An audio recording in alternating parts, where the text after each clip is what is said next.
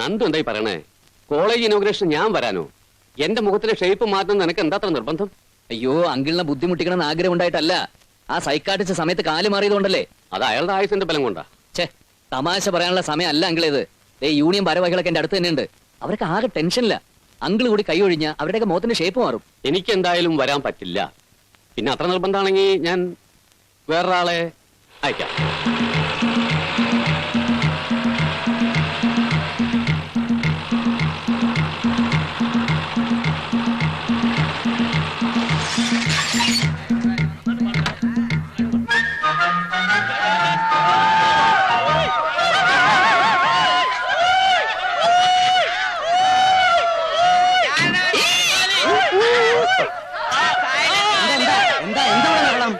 വെറുതെ കിടന്ന് കൂവാ.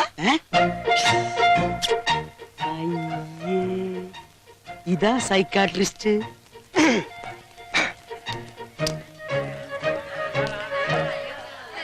ഡോക്ടർ ഗോൺസാൽവോസ് ആണോ?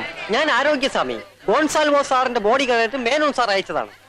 ഗോൺസാൽവോസ് ഉണ്ടല്ലോ. മാറി നിൽക്കൂ. പെൺകുട്ടികളൊക്കെ ആൺകുട്ടികളോട് ചേർന്ന് നിൽക്കൂ.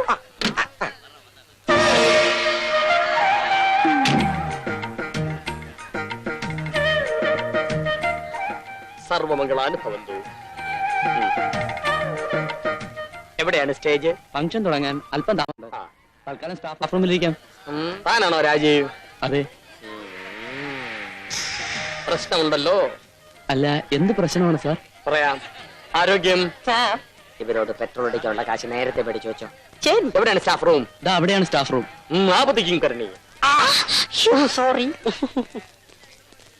സാറിനകത്തേക്ക് ഇരിക്കാം. ഞങ്ങൾക്ക് സ്റ്റേജിൽ ഇത്തിരി പണിയുണ്ട്. Okay, thank U.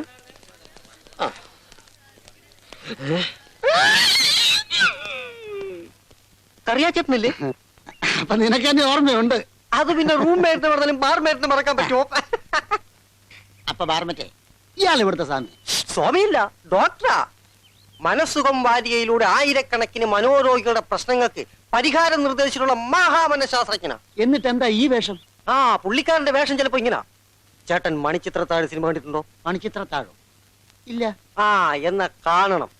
അതിലെ സൈക്യാട്രിസ്റ്റിന്റെ കഥാപാത്രത്തെ ഡയറക്ടർ ഫാസിൽ ഉണ്ടാക്കിയത് തന്നെ ഇദ്ദേഹത്തെ കണ്ടിട്ടാ.